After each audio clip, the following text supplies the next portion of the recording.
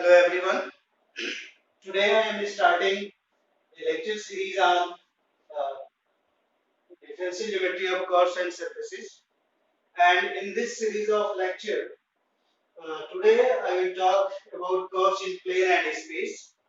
And these are contents for this lecture: level curves, parameterized curves, regular curve, smooth curves, tangent vector, arc length, and there will be some small result. Book which I will follow is Elementary Differential Geometry, written by Andrew Presley and published by Springfield.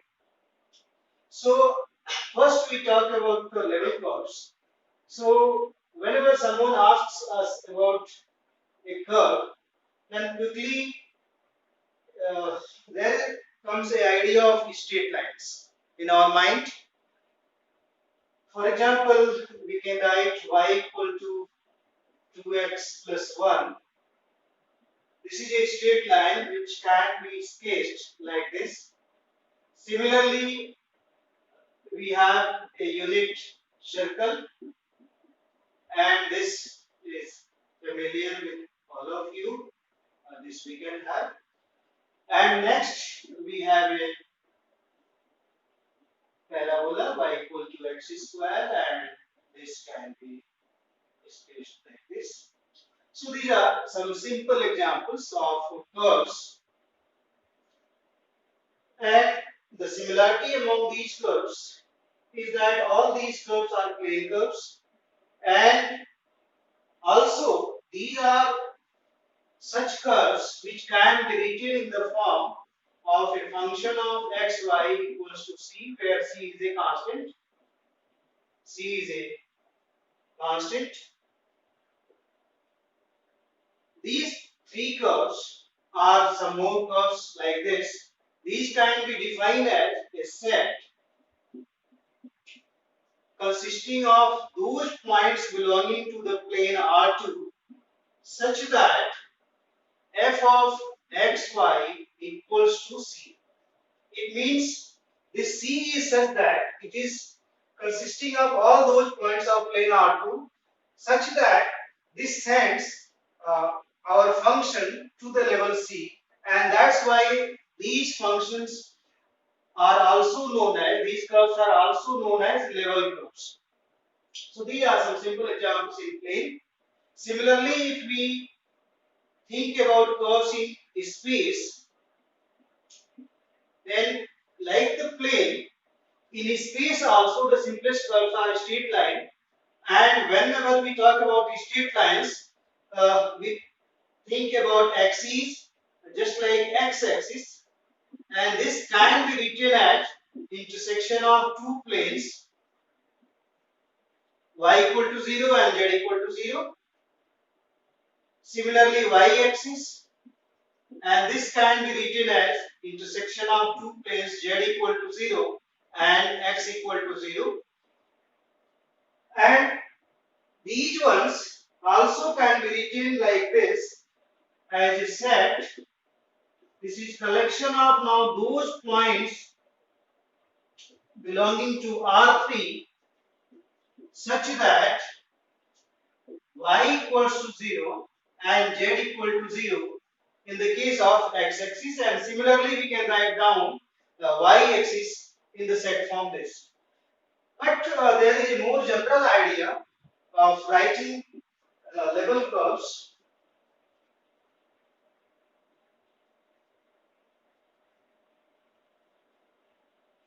which is like this: f1 xy z equals to c1 and f2 xy z equals to c2. We all know that these two represents surfaces separately, but whenever these two are written together, they give us a curve.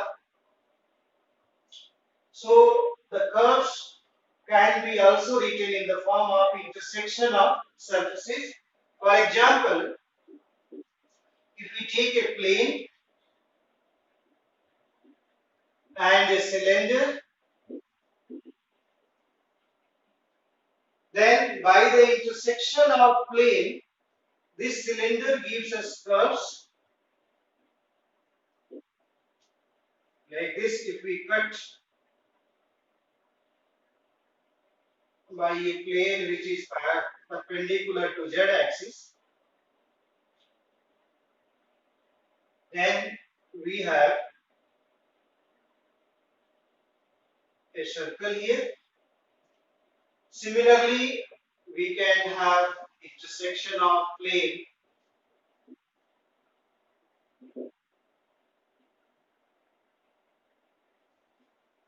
like this. If we cut this like this one, then we get straight lines. Similar to this, if you have a plane and a sphere, then their intersection gives us two type of circles. One is great circle and one is small circle.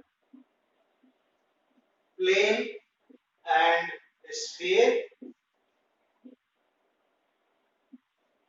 So if we have a sphere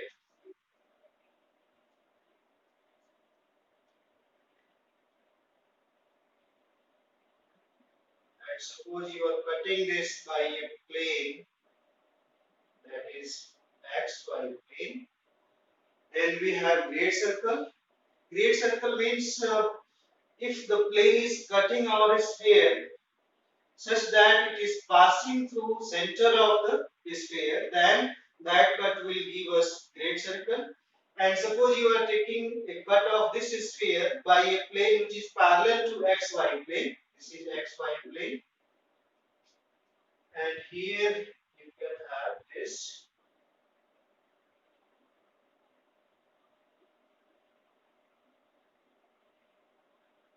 Then this will be small circle, and this is our great circle.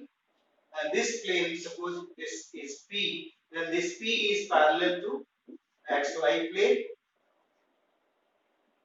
Similarly, we can have intersection of plane and torus, and from there we can find a circle as a curve.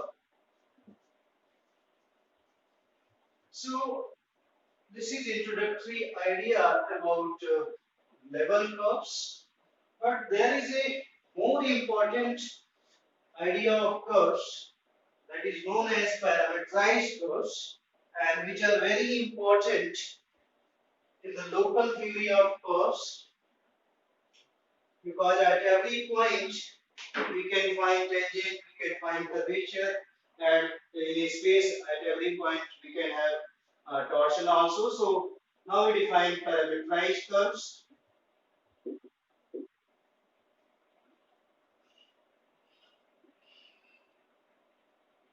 Parametrized curves. So a parametrized curve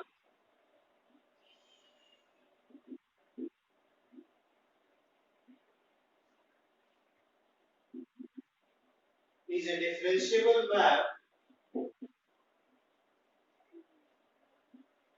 gamma from some open interval alpha beta to Rn. Here precisely we will take n equal to 2 and 3, and alpha and beta, these will be such that they will satisfy this inequality. So a parametrized curve is a differentiable map gamma from some open interval alpha beta to Rn. Some authors take this definition as that parametrized curve is simply a map gamma from some open interval alpha beta to Rn. But since we are going to use the property of smooth curves, so later on we have to assume that our curve is smooth.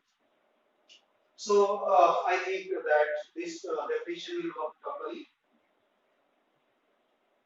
Now one thing more, why we take here open interval?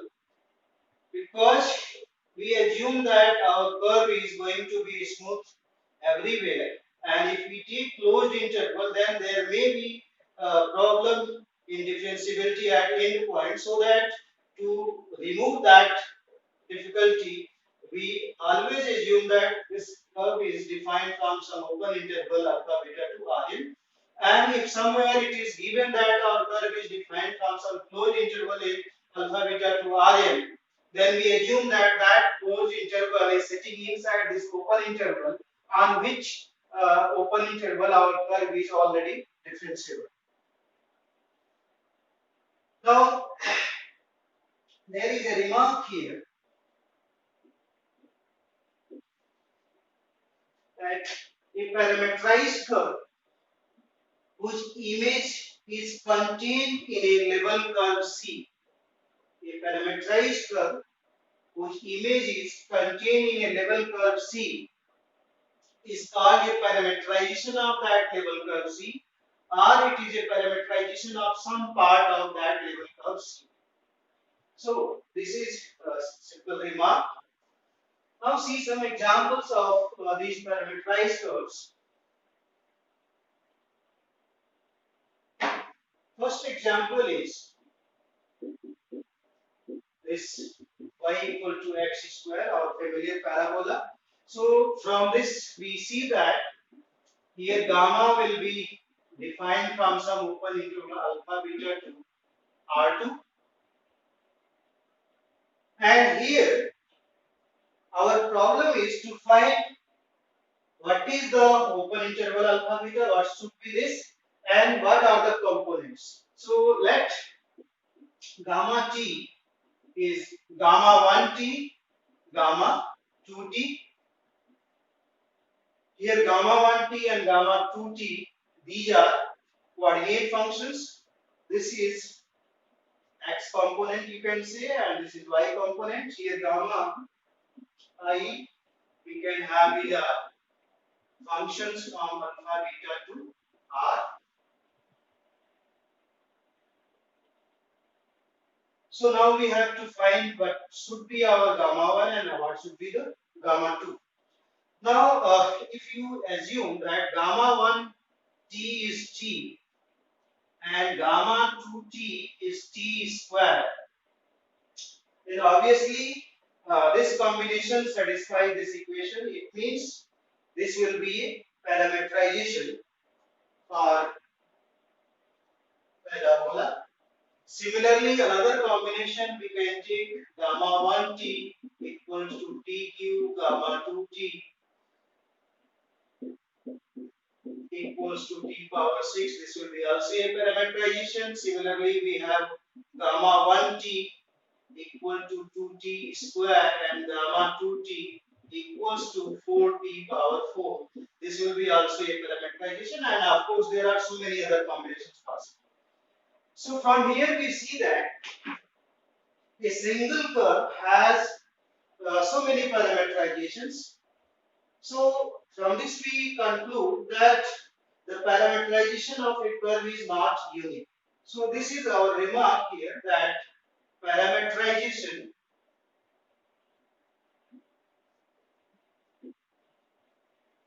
of a curve is not unique.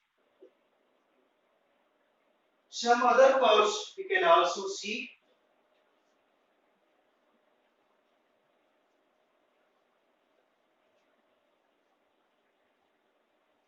Uh, just like unit circle, x square plus y square equal to 1.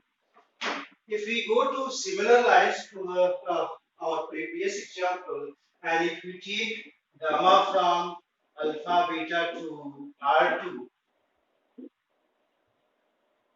and we put gamma 1 t equals to t, then we can have gamma 2t equal to plus minus root 1 minus t square. Because here y square is 1 minus x square, and from here we can write y equal to plus minus 1 minus x square. So now there are two combinations here. If you take positive sign along with this one, then from here we see that it only covers the upper part of the circle, and if you take negative sign with this one, then it will cover lower part of the circle. It means this parameterization is not properly working. But we have a genuine parameterization, and that is gamma 1t equal to cos t and gamma 2t equals to sin t. From here our gamma t will be cos t sin t, and easily we can check that this will satisfy this equation. And here the length of interval alpha beta will be just more than 2 pi. This will be greater than 2 pi. Just enough we have to take. We will not assume here minus infinity to infinity, because that will be huge interval, and in this case this path will be repeated again and again, and that is not required here. We just need one trip starting from here to here and just more than this, so that we can find the length of this. In that case, the closed interval, this 0 to 2 pi, this will be sitting inside our interval alpha beta in that case. So along with this, there is another parameterization, that is gamma t equal to sin t cos t. So you can have this, and this also satisfy this equation. And there is a relation between these two, that this one will be reparameterization of this one and vice versa, and we will see this in tomorrow's next lecture, that reparameterization of this will be this one and vice versa. Now there is another example. These two examples were from R2. Now I am taking an example in R3, and that is quite nice example. We will talk about circular helices.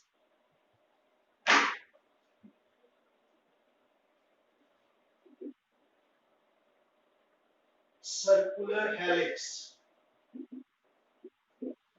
So here, suppose gamma is from alpha beta to R3, and here we will find this gamma.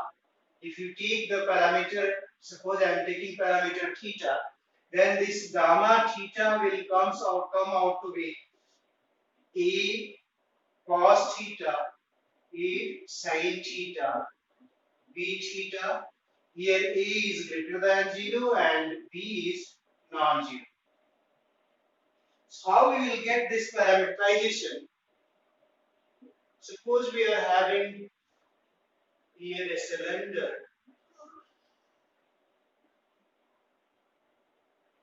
this one,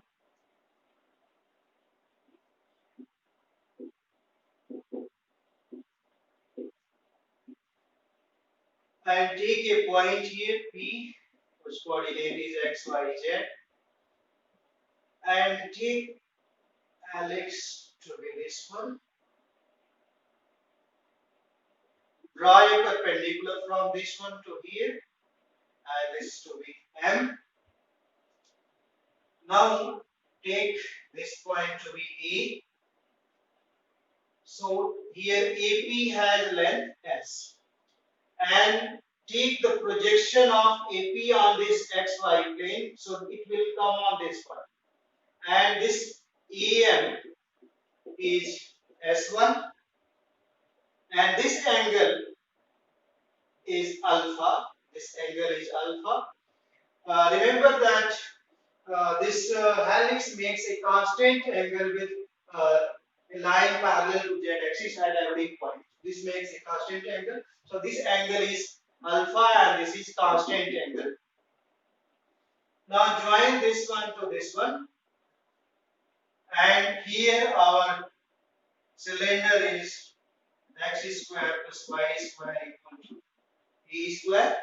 A is the radius, and this angle, suppose this angle is theta. This angle is theta. So now from this triangle AMP, what we have, this one is S1 and this one is S, and this angle is theta, and this is this one. So now from first see this triangle AOM. So in this triangle, angle is theta and angle is arc upon radius. So here arc is what? S, sorry, S1. So S1 divided by E equal to theta. Angle is arc upon radius. So this will imply S1 equal to a theta.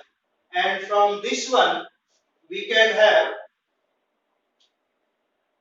S1 by S equal to sin alpha and Z by S equal to cos alpha. Easily we can find in triangle AMP. So these will imply, this will imply what? S1 is S cos, S sin alpha, and this will imply Z is S cos alpha. Now draw perpendicular from here to x-axis and from this to y-axis. This is n and this, suppose this is q. Then easily you can find x coordinate will be a cos theta, y coordinate will be a sin theta, and z coordinate is here. Z is s cos alpha, s cos alpha from here, and s from here you can see s is s1 divided by sin alpha. So you can put here s1 divided by sin alpha. This is cos alpha, and s1 is what? This is a theta. So this is a theta, and cos alpha divided by sin alpha is cot alpha, and E is constant and cot alpha is constant. For this we can put another constant. So this will be what? B theta. Here we have put here B equal to A cot alpha. So we have find the parameterization here. First one gamma 1 t is A cos theta, gamma 2 t is A sin theta, and gamma 3 t is B theta. So this is a special example in R3. So we can have this.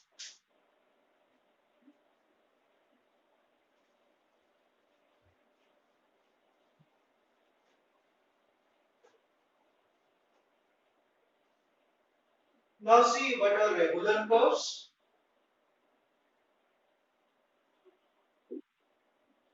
Regular curves. So let gamma from some open interval alpha beta to Rn. This be a curve. If gamma dot t is non-zero for every t belonging to open interval alpha beta, then this gamma is called regular curve. For a single point, we see that if this is the situation alpha beta,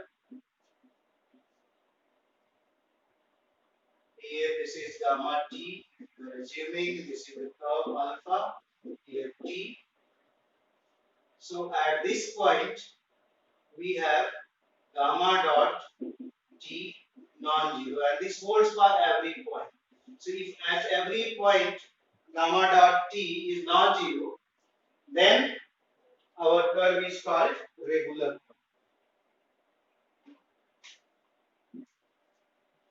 And in that case, here we have this vector as gamma dot t, and this vector is called tangent vector. In this case, whenever this is non-zero, then we have a tangent vector. So this will be tangent vector. Now geometrically we can find how the tangent vector comes.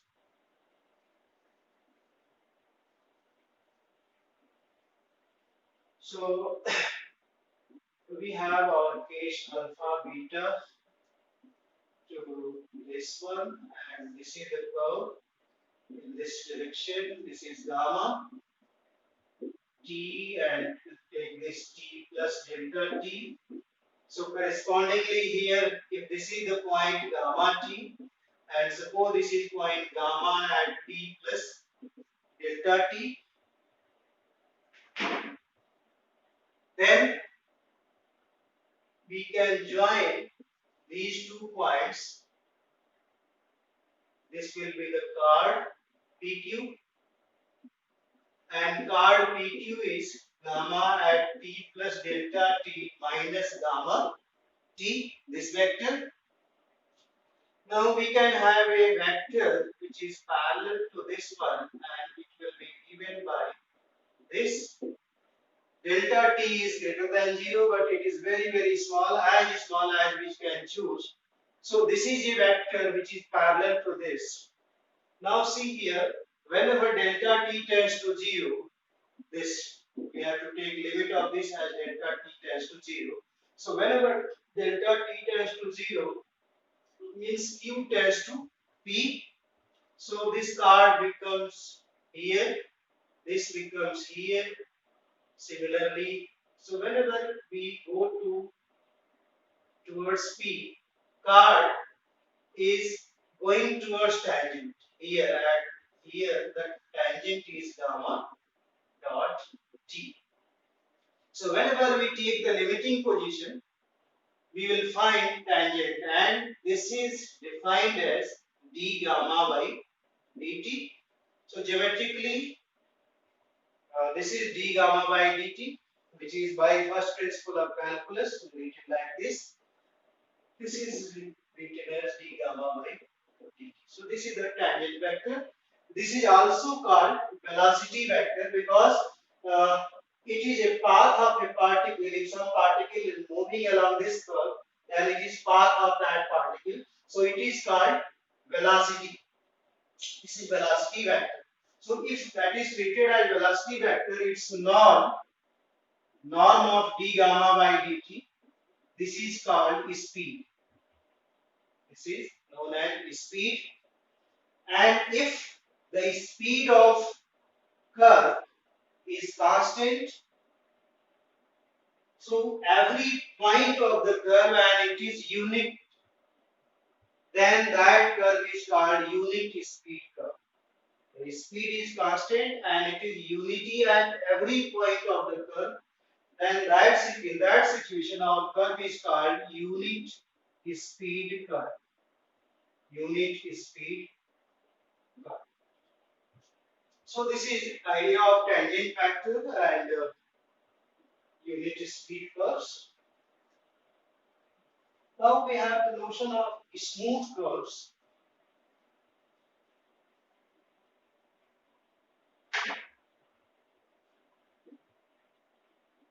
Smooth curves.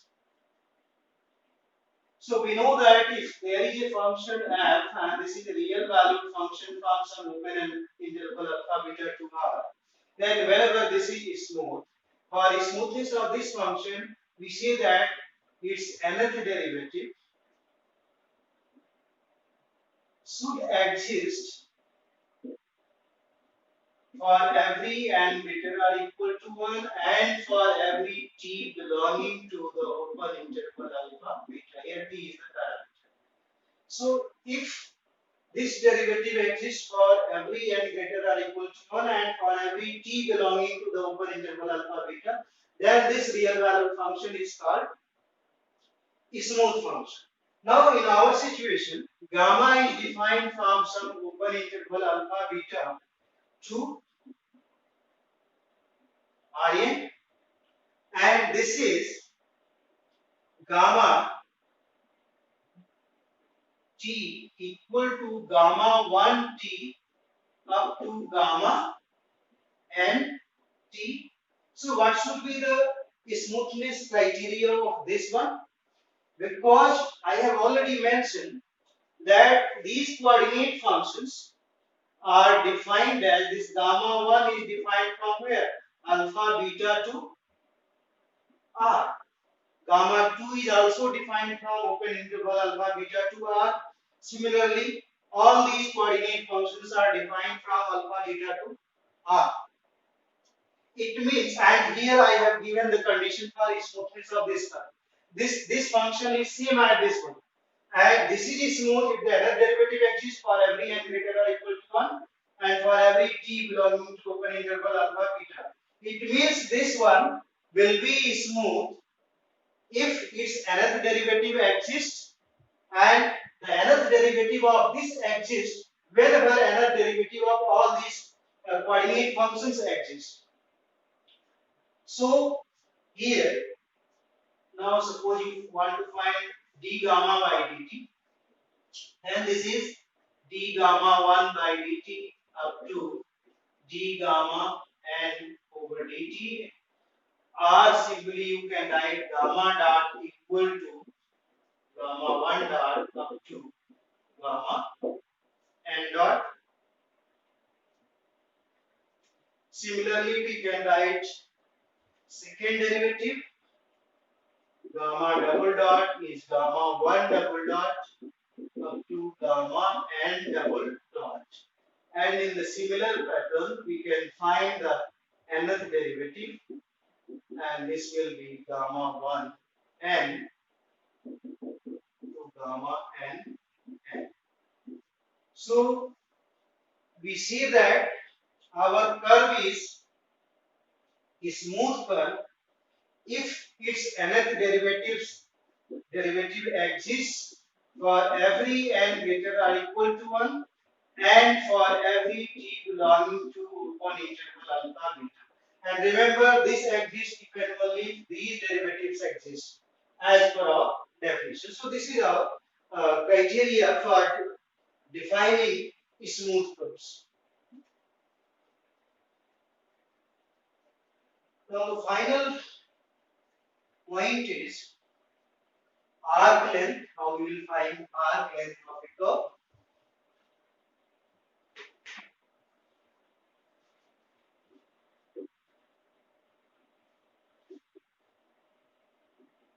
Arc length. Suppose there is a curve gamma which is defined from interval alpha beta to Rn.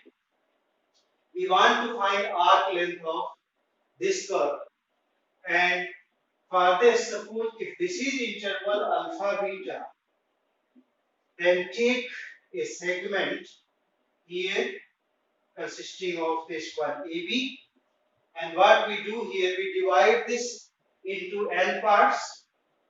We divide this, suppose this is equal to T naught, we take here T1, T2 up to minus 2, Tn minus 1, this is Tn. And correspondingly, if there is a curve here, we take subdivisions on this one, and we join these arcs.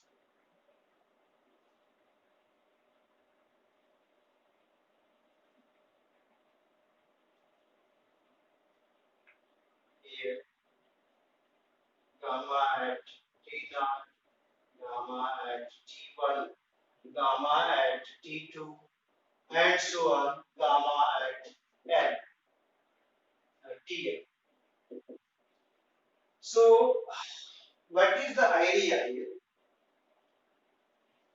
Here, the length of this card is what? This is gamma T1 minus gamma at T naught, and this is T1 is basically what? T naught plus delta T. T1 is T naught plus delta T. It means this is gamma T naught plus delta T minus gamma at T naught, and we take limit of this as delta T tends to 0. See here, we can find, if this is the vector PQ, we can find the length of this as norm of this one. Similarly, we can find the length this by the norm of this one, this minus this. Now see here, very interestingly, if you take another subdivision at this, then and we have this now. Now it becomes a triangle, and you know that sum of two sides of a triangle is always greater than third side. It means what? This will be better approximation of arc length than the previous one, because this is our arc length. We want to find arc length, and this is chord length. Here in this case, chord length is obviously less than arc length. So whenever take another point, we will go towards the exact result. So idea is here that we take length of this, length of this, length of this, length of this, and we will take a summation, and then we will take its limit as delta t tends to 0. Whenever delta t tends to 0, and will tends for infinity. So we will use here Riemann integral. Now take modification in this, and you can write non gamma t naught plus delta t minus gamma at t naught divided by delta t we can write here. Now we can take the limit as delta t tends to 0 of this whole part, and finally we will take that it is a product of two functions, this one and this one. So this will give us non gamma dot delta t. So this will be the length of one part. So if we want to find the arc length of this whole one, so we will integrate this, and this is written as st.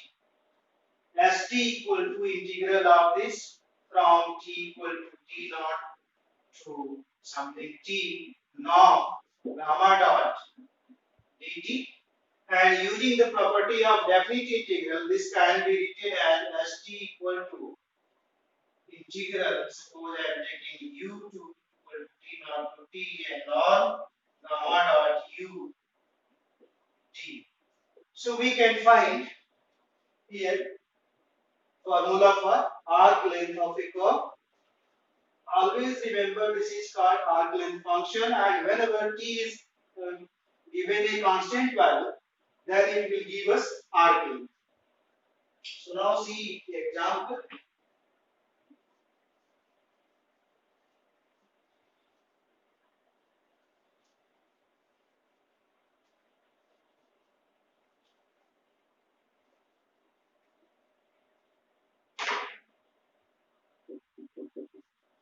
If we take gamma t equal to e power t cos t and e power t sin t, which is a logarithmic spiral, this is something like this.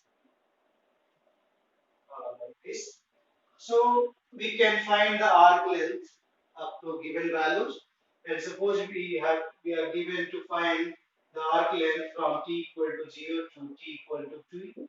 So for that, first we have to find its first derivative, and from here gamma dot t is e power t cos t minus e power t sin t and e power t sin t plus e power t cos t, and whenever you will take the norm of this, this will give us root 2 e power t, easily we can find. Therefore, now we are in a position to apply our formula to find arc length. So this is from t equal to 0 to t, and norm gamma dot du, and this is here integral 0 to t and root 2 e power u du, and whenever we will integrate this, we will find root 2, and this is e power t minus 1. So easily we can find the arc length.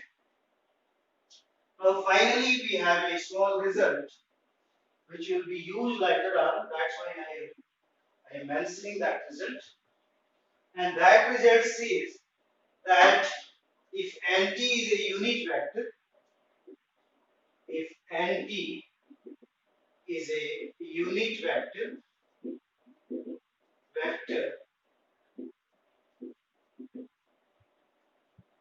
which is a smooth function,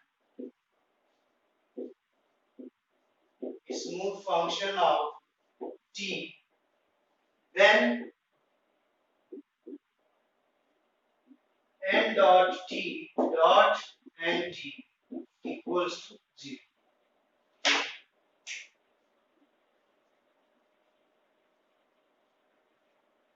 So this is a small result, and proof is quite simple. Here it is given that nt is a unit vector, so that we have n dot n equal to 1. Differentiate this equation with respect to t, then you will get n dot n plus n dot equal to 0, and this will imply 2 times n dot n equal to 0, and this will imply n dot n equal to 0, and this completes the proof. From here we also conclude that since this dot product is 0 and n is given to be unit vector, this n dot is either 0 or this will be a perpendicular vector to this. So, example is that if there is a unity speed curve and this is point gamma t and this is unity speed curve, so if this is unit vector, this is gamma dot t and this is unit vector, then the perpendicular vector is in this direction. This gamma double dot t, this will be perpendicular to this. This will be perpendicular to gamma dot t. So this is one of the examples of this. So I think that I have covered all the topics which I have mentioned earlier.